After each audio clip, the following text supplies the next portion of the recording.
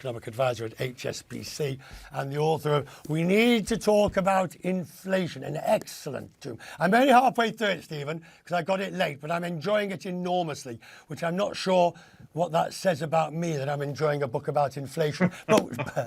But before we get to the book, let's go to the decisions that they have to make in this case, and whether or not. I mean, the PMIs are exactly where you would expect them to be, having had such radical increases in rates.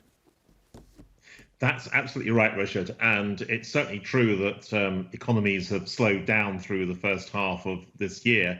If you're a central banker worrying about inflation, you're probably quite pleased with that, even though for many other people it's not such good news, because obviously a slowing economy will help to bring inflation under greater control. But it is worth stressing that the relationship between growth and inflation is not as robust as it used to be. In the old days, growth slowed down, a recession came along, inflation would collapse. And the problem today, of course, is that inflation has proven to be remarkably sticky, the stickiest it's been in decades, really. So it's that trade-off which has worsened, which is making the central banks have a bigger headache than they used to have. But I'm thinking back to Greenspan during the dot-com boom and bust. During the boom parts, he intimated in Humphrey Hawkins that perhaps the numbers had changed, the rules had changed, the sun rose in the opposite and set in the first. He suggested that higher productivity was possible, and we didn't really understand why. We're getting exactly... And that's absolutely right. I mean, if you look at what happened in the second half of the 1990s, we had always talk about the new economy, the new paradigm, the idea we're having a sort of productivity-led miracle, and a lot of people bought into that. Unfortunately, it also went along with a huge stock market bubble, which then burst in the early 2000s. So although there were some signs of a temporary productivity pickup, the evidence since then has been really quite disappointing, frankly. Right. So do you think the rules have changed? That I don't just mean amended. I'm talking about as we look at AI and as we look at the post, because coming out of the pandemic and debt crisis, that's all cyclical, that's all normal. We've seen these sort of things before, but the AI component could be quantum different.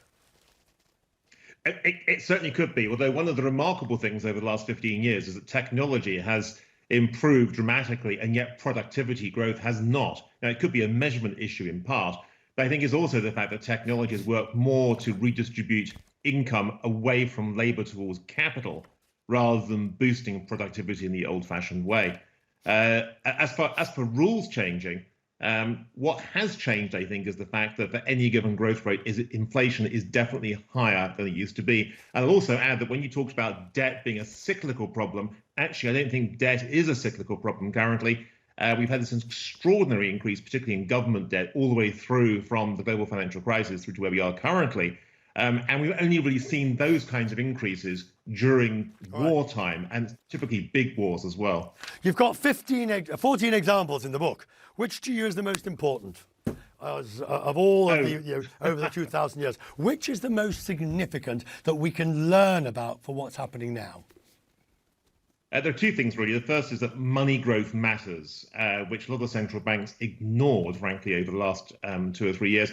And the second thing is that the public's behavior and the public's trust in our monetary authorities itself also matters. If the public begin to think that the central banks have, if you like, lost control of inflation, then they no longer believe the central banks when they say that inflation will come back to 2% or whatever the target happens to be in 2 or 3 years' time. And there's certainly evidence at the moment, particularly with pay settlements, notably in the UK, a little bit less so in Europe, that people's behaviour is changing in the light of these much higher inflation rates we've seen in many a year.